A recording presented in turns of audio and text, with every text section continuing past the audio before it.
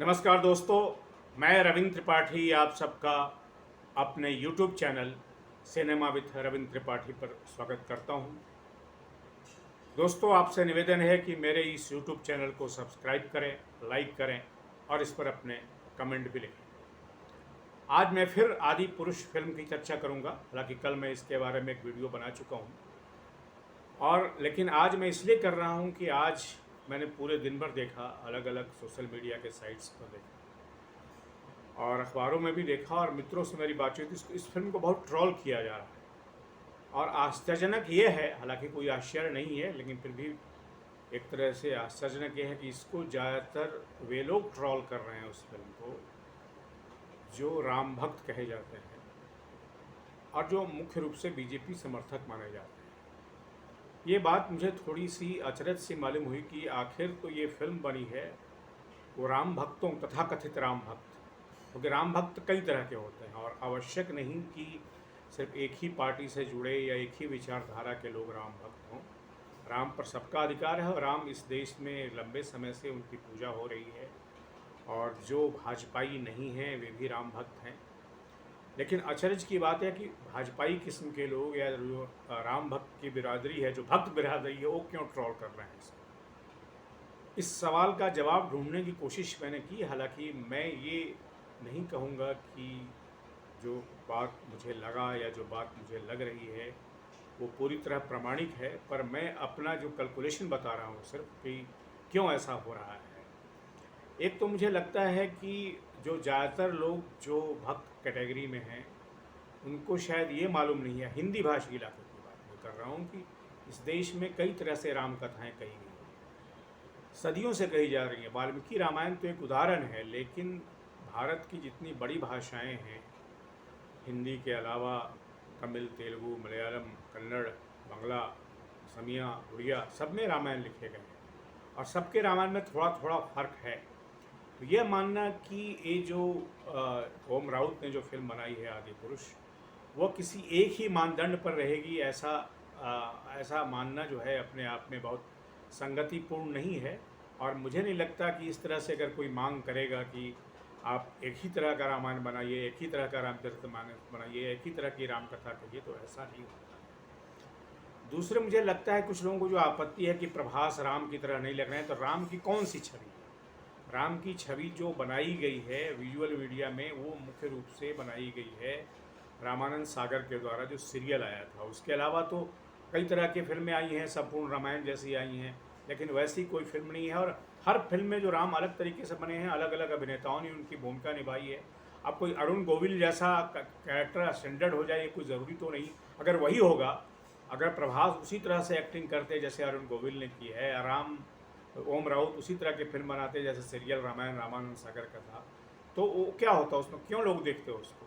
ये अलग फिल्म थोड़ी इसलिए है कि इसमें विजुअल इफेक्ट का एक बड़ा, जिसको कहते हैं कि इसमें इनकॉर्पोरेट किया गया है, उसको शामिल किया गया है और यही इस फिल्म की सबसे बड़ी खूबी है। क्योंकि राम कथा तो वही है, राम कथा में तो आप कोई बुनियादी परिवर्तन कर भी सकते हैं, लेकिन ज़्यादातर लोग नहीं करते हैं, खतरे की चीज़ है वहाँ जाना। तो अक्सर आप जो राम कथा कही गई है अलग अलग भाषाओं में, उसी को आप अपने ढंग से नए ज़माने के लैंग्वेज में, नियो लिंगो जिसको कहते हैं, उसमें कहते हैं। दूसरे, मैंने कल चर्चा की थी कि जो पुराना जनरेशन है, यानी कि जो 60 के पार कर चुके हैं, उनके मन में एक छवि है हिंदी भाषी इलाके में कि राम ऐसे थे या एक कहानी ऐसे कही जाए, लेकिन वो आपकी छवि है जो लगभग आपके 60, 65, 70 साल के हो चुके हैं। वही छवि, वही चीज़ अगर जाए तो उसमें नए लोग क्यों देखेंगे उसको। मेरे वीडियो पर एक सज्जन ने, मैं नाम नहीं लूँगा उनका, पर एक मुझे गाली गलौज भी किया कि आपने क्या पढ़ा है और क्या नहीं पढ़ा है। अरे भैया, मान ले मैंने नहीं भी पढ़ा है, अगर मान भी लिया जाए, तो अगर एक नए ढंग की राम कथा फिल्मों में आई है, पर्दे पर आई है, उसको मैं देख के अगर मुझे थोड़ा अच्छा लगा, हालांकि हर मैंने उसको 100 में से 100 नहीं मान रहा हूँ, लेकिन कोई भी चीज़ 100 में से 100 नहीं होती। मोटे तौर पर अगर वो ठीक ठाक फिल्म है तो क्या गलत है अगर मैंने उसको एक अच्छी फिल्म कहा है। लेकिन ट्रोलर जो हैं वो न सिर्फ इस फिल्म को गाली दे रहे हैं, बल्कि इस फिल्म का अगर किसी ने थोड़ा बहुत तारीफ कर दी तो उसको भी गाली दे रहे हैं। तो ट्रोलर की मानसिकता हो गई है, उनको लगता है कि हर चीज़ उन्हीं की जगह होनी चाहिए, उन्हीं की तरह होनी चाहिए, वो जैसा सोचते हैं वैसी ही होनी चाहिए। और वो जैसा कहें वैसी फिल्म बननी चाहिए, तो ऐसा तो होता नहीं है। अगर नया एक्सपेरिमेंट नहीं होगा, नई तरह के प्रयोग नहीं होंगे फिल्मों में, तो फिल्म की विधा कैसे आगे बढ़ेगी। तो बेसिकली मूल रूप से लोगों को फिल्म के जॉनर को लेके या तो कोई समझ नहीं है। उनको लगता है कि राम कथा पर उनका एकाधिकार है। एकाधिकार किसी का नहीं है। राम कथा इस देश में सदियों से चली आ रही है, आगे वाली सदियों में चलेगी।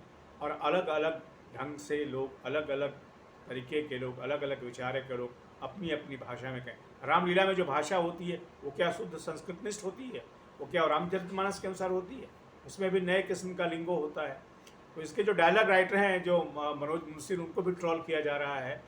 और इसमें कोई शक नहीं कि उन्होंने जो भाषा, इसका लिंगो रखा है, वो आजकल जिस भाषा में बॉलीवुड की फिल्में, नहीं हॉलीवुड की फिल्में, सॉरी, हॉलीवुड की फिल्में हिंदी में डब की जाती हैं, कुछ इससे मिलती जुलती है।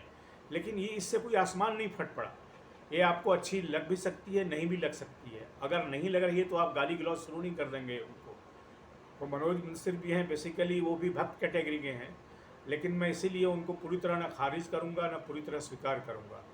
मैं फिल्म को एक निर्देशकीय विजन मानता हूँ, एक डायरेक्टर का विजन मानता हूँ, और एक्टर का मानता हूँ, एक्टर ने कैसा परफॉर्म किया है।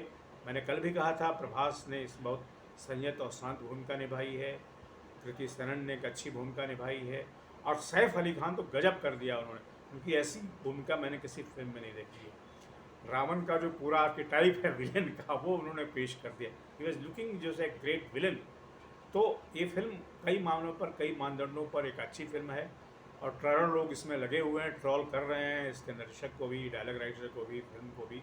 लेकिन आप सोचिए कि इस फिल्म में व्यावसायिक सफलता एक दिन में जो अर्जित की है, वो लगभग 140 करोड़ रुपए के है। हिंदुस्तान में ही 100 करोड़ को हो चुका है। 60 करोड़ तो इसको हो चुके हैं एक दिन में तेलुगु में, और 35 करोड़ हो चुके हैं हिंदी में और दूसरी भाषाओं में। और अंतर्राष्ट्रीय जो इसका है वो 133 करोड़ से 140 करोड़ बताया जा रहा है।